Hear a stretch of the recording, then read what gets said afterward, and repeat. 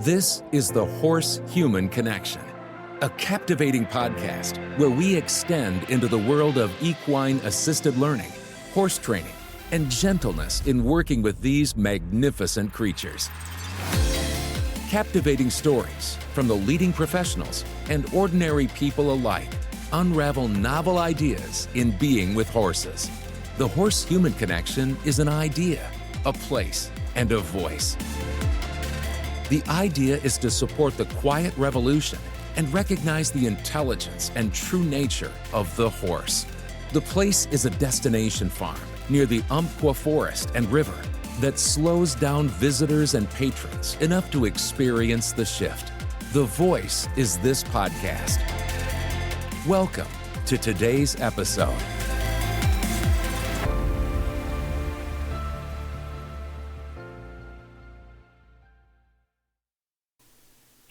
Welcome to the Horse-Human Connection podcast. This next episode is about cows, not horses. But before I realized what horses were all about, I realized it because I realized about the cows. And having this herd of mixed cows that later were bred with Black Angus bulls to produce a Black Angus herd was one of the most incredible experiences of my life. It happened over about a 6-year period, and the cows taught me what was to come with the horses. So I hope you will enjoy this. I lived on a ranch, mostly by myself. It was 206 acres in about the middle of southern Oregon. Somehow I decided to raise Black Angus cattle, kind of on purpose and kind of by accident. When you have a ranch with that much grass, something's got to eat it. Could be the deer and the elk, but it made sense to get some cows. So I ended up buying some cows from a neighbor out there, and he gave me a piece of advice. He said, talk to your cows. When you feed them, walk amongst them and talk to them so they know your voice so you can call them in. That was the beginning. That was the best advice I could have gotten from the old doctor liquidating the herd of 16 mixed cattle. So I'd had a cow or two before with my ex-husband on the 10 acres that we'd had. And now I had 16 cows on 206 acres, and there was plenty of feed. I wasn't going to have to buy any feed. There was plenty of water. And as I look back on it, the way I describe it is I became a Taoist cattle rancher. Now, I'd had horses before, but I'd never done any roping or any cowboy things that go with cattle. And I didn't have any horses currently. So my method of getting these cows to cooperate with me was largely my voice and a bucket of grain. And I got pretty good with the voice, and I took the doctor's advice, and when I did feed them, I walked among them, I tried to touch them. Black Angus cattle don't really like to be touched, so they're not warm, fuzzy, going to be your friend kind of animals, because they know you're going to eat them one day. But I did walk among them, and I did get to know them. And I would lay down when there were calves so that they wouldn't be afraid, and they'd come investigate me, and sometimes they'd lick my long-sleeved black or sniff about my legs and my feet. And they were really a joy to me. Cows have a very distinct social order. They have a lead cow who's in charge, and they have conversations with each other. And I am 100% convinced that they communicate with pictures in their minds. And there are a couple of doctors who study herd animals who agree with me. But I realized this long before I read what those doctors had to say. So one of the cow stories is I had some help trying to rope and band and vaccinate some of the calves. I had teenagers at the time, boys, and they had friends, and so they got together, and one of them knew how to rope, and somehow or another we got these cattle on the ground and got the little machine with the band and the vaccines, and I was able to do that part. We had the calves caught up in about 100 by 100 foot fenced pen, and the mamas were on the outside. And one of the mamas was a first-time mom, and her calf was in there, and she was throwing a fit. Her calf got separated when we let the others loose, and it was stuck in there by itself. And it took some time to get that calf out of there. I used a technique that I learned from reading and watching a horse trainer named Monty Roberts. He's the one that's credited with the language of equus, and he learned that by watching wild mustangs in Nevada when he was a very young man. He learned a lot about horse behavior. Licking and chewing is part of what Monty Roberts uses to train animals. It's a sign he looks for. So I use this licking and chewing, imitating an animal who's a grazer by licking and chewing and moving my jaw side to side instead of up and down. And I must have looked quite crazy doing it. But the minute I started doing this, not looking at the little calf, using my body language to not square off to him, but my shoulders to the side, and licking and chewing and looking down, when I did this, that calf trusted me. Suddenly, I was not a predator. I was another herd animal. And he trusted me, and I was able to get him out the gate and reunite him with the mom. Meanwhile, on the outside of the fence, this new mama, has been having this very loud conversation with the lead cow. And in my imagination, the conversation was something like this. How could you possibly let that happen to our babies? Let them by the humans without us there to protect them. I will never trust you again.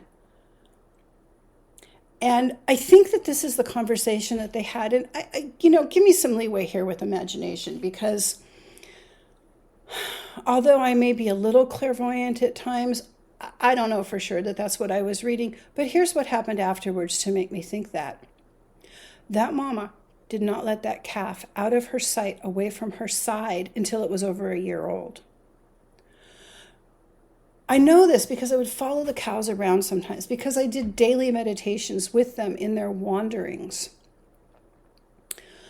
I know that the hierarchy of the herd and the social structure included a babysitter. And this is what most cattle will do, is they'll pick a babysitter to stay, an adult cow, to stay with the babies while the mamas can make a wider circle and expand out a little bit to get better grass and to graze, while the babies are all in one place.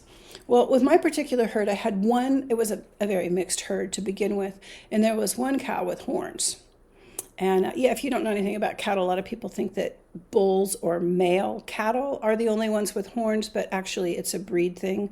And so within a breed, both the males and females will have horns, unless genetically they don't, and that's called polled, and that gets real complicated. But anyways, the cow with the horns is the one that was in charge of the babysitting when they were like 0 to a month old. When they were most vulnerable, the lead cow put the cow best equipped to protect the babies with the horns to be the babysitter. And then it would switch off as they got older. So that's how I know that this new mama was having that type of a conversation with the lead cow, because she never allowed her calf to go with the babysit group. She took that calf with her all the time. And the interesting thing about calves is when they are told to sit still, to stay in one place, they listen so much better than at least my human children did. You stay there and they stay. And that was demonstrated in another one of my cow stories, where I had this neighbor who used to help me run them through his chute. He had one of those fancy round chutes designed by Grandin, with the blind chute at the very end and the circle. And if you don't know about Grandin and cattle, it's a fascinating story. She's one of the doctors that talks about herd animals communicating in pictures. Anyway, there's a great movie about her as a side note there. But this other cow story. So we were running the mamas through. We managed to get half of them through the gate on the side of the cattle guard. And somehow the babies turned around and we lost them. And we eventually got the rest of the herd through without the babies.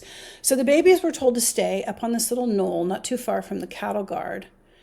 And the rest of the cattle were sent over to the neighbors, which I moved them with whoops and yallops and actually kind of this belly dance call that I think comes from maybe Morocco, where I don't even know what it's called, but it's like a yip. And that's the noise that I would use to move my cattle to scare bears and coyotes away and whatever else I needed to do that was loud on this 200-acre ranch. So yeah, I was probably known as the crazy yodeling cow lady out there by myself, but I learned a lot. And I feel like what I learned was important, and it's important enough to be telling you a story about it. Anyhow, so the cattle got run through the chute, designed by Temple Grandin and operated by my nice neighbor. And I came back first without the cows. We left them over there for some reason for a little while. I came back with the babies. Oh, I know, I had a helper, and they were bringing the cattle back. So I went back to find the babies, and I sat with, I call them babies, the calves. I sat with the calves on this knoll. They didn't let me get real close. Like I said, Black Angus cattle are not real touchy-feely critters. But I sat with them, and they got to know me, and I chewed sideways and made a point of not looking them in the eye. And pretty soon, the other cattle came back directly to their calves, where they had left them, where they knew they would be, because when a mama cow tells her baby to stay, it does. And when they found me there, they stopped. They stopped in their tracks, and they looked at me, and they looked at the calves. And I will tell you, from that moment on, I was in. I was part of that herd. I was an honorary member of a Black Angus cattle herd. That led to some other things. There was another incident where there was a baby calf who was wedged in this drainage canal to the creek. The property had some hills, and on a south slope, there were several places where there were springs along the south slope, and they would come down and they would form canals as they got closer to the creek. And this particular little canal was maybe 20 inches wide and about 3 feet deep, 2.5, 3 foot deep. And it was surrounded by that bunch grass that grows in wetlands. It's actually a reed, I think. Anyway, it can get really thick. And this calf was stuck. And we were up on the hill building something, and somebody had come down a couple times for tools and materials and kept telling me, there's a calf down there. And I had heard it bawling, but I just thought it couldn't find its mom. I wasn't paying a lot of attention. Finally, she went down there. She said, I think something's wrong. And she described the situation to me. She said, there's this mama cow and a bull. So the bull was he was like a little more than a yearling, and he had been the offspring of that particular cow that was waiting there with the calf, and that was the mom of the calf as well. The calf was wedged in this area so that its head was barely ground level. And I came upon them, and the rest of the herd had moved off, and it was just the mom and the brother that were there. And I came upon them, and I was like, how am I going to get this calf out? I looked at the situation, and I had a bobcat, and I thought, well, I can come over here with the bobcat and dig it out, but that would just terrify the poor creature. So I investigated a little bit more carefully, and I was able to get in there on my hands and knees and move some of the brush and touch the calf. As soon as I touched the calf, the mother and brother walked off to join the herd. It was as if they were saying, she's got this. We got her attention. She'll handle it. We trust her. We can go now. And that's what they did. They went off and joined the herd and left me to deal with the problem. Well, luckily, the wedge was mostly created by this bunch grass. And so by pulling the grass back and kind of giving the calf a little bit of motivation to move forward, he was able to move forward and then jump out on his own. But it was quite an interesting experience to be called upon to help and trusted to that degree as soon as I made contact with the calf. There's another story that comes to mind. I didn't always live at the ranch when the cattle were there. Sometimes I would visit once a month with grain, and the grain was mostly to say hello. It's not like they needed the food. And one bag split anywhere between 16 and at one point 34 head of cattle is what I had. It, isn't really a supplemental feed, it's a treat. But it was enough that they knew when they heard my car to come running from wherever they were on the 200 acres. And that's the kind of cows I had. So this one day I had arrived and I was going to do some hiking, and I set up off the hill where the trail was. And the mama cow, the lead cow, came after me bawling. Oh, she was making such a fuss. And this is not normal behavior. It was just her. It wasn't anybody else. And she got in front of me a couple times as if to block my way up there. And when I kept kind of going around her and making my way up the hill, she followed me for a while, bawling the whole time. Finally, she gave up and went back. So my destination was a knoll at the top of the property with a lot of oak trees. And it's quite steep at the top. When I got almost to the top, something made me stop. I heard something rustling in the bushes, and I thought it was deer. I thought they were just some deer up there. So I stopped and approached more cautiously, more slowly, more quietly. And then I saw what was happening. One of the cows was giving birth up there. And the mama cow had been asking me to leave them alone. So I did that. As soon as I saw what was happening, I turned and I went back down. But if anybody thinks that cows don't communicate, if cows don't have an advanced social structure, if cows don't know what's in your mind and your heart, I'm telling you, they're wrong. And I know this is really upsetting for cattle ranchers. People don't want to think this. They don't want to know this. We don't want to think that our food has that kind of consciousness, but it does. It certainly does. In fact, there was a moment with this neighbor where he was helping me with the cows, and he had some helpers, and we had all my cows in a big pen that had the ability to be split into two, because that's helpful for that sort of thing. And his helpers were in there like kind of prodding my cattle with electric cattle prods. And I was like, what are you doing? Stop. You don't need to do that. Stop that. What are you trying to do here? And he said, well, what do you want to do? And I said, well, let's separate them and run the moms through first. So I jokingly, like this was about midway through some of the cow stories that I just told. So I didn't feel like my perceptions about my relationship with the cows was really cemented, but it was good enough. And I did this as a joke at first, but I got up there and I did my thing to get their attention, which was to moo like a cow. I did that a lot. I did a lot of imitating animals. And so I imitated this moo, got their attention. They all stopped. When you put them in a pen, they do two things. They mill in circles, which is what Temple Grandin's like circle thing is based on. And they make a lot of noise because they don't know what's happening and why they're caught. So when I got up on this fence and I mooed, they all stopped and looked at me. And that was probably enough to make the neighbor and his hands drop their jaws.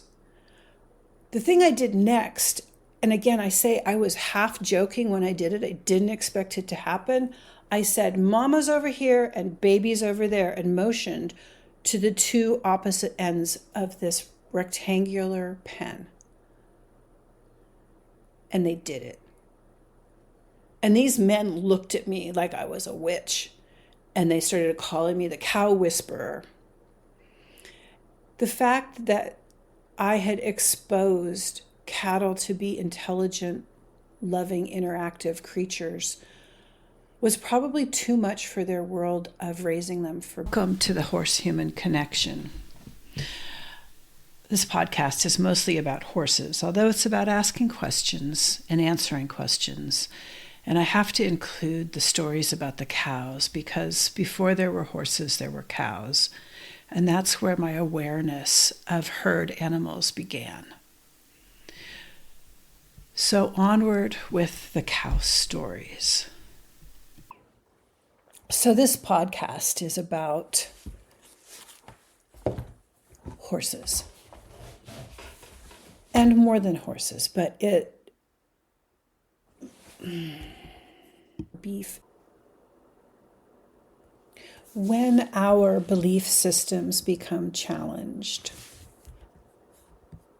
especially the belief systems that drive our behavior or our financial livelihood, either we have to make a shift, we have to acknowledge new truths, or we just can't hear it. And I think what happened is they had so much invested, they just couldn't hear it. And so eventually I became the bad guy, the messenger.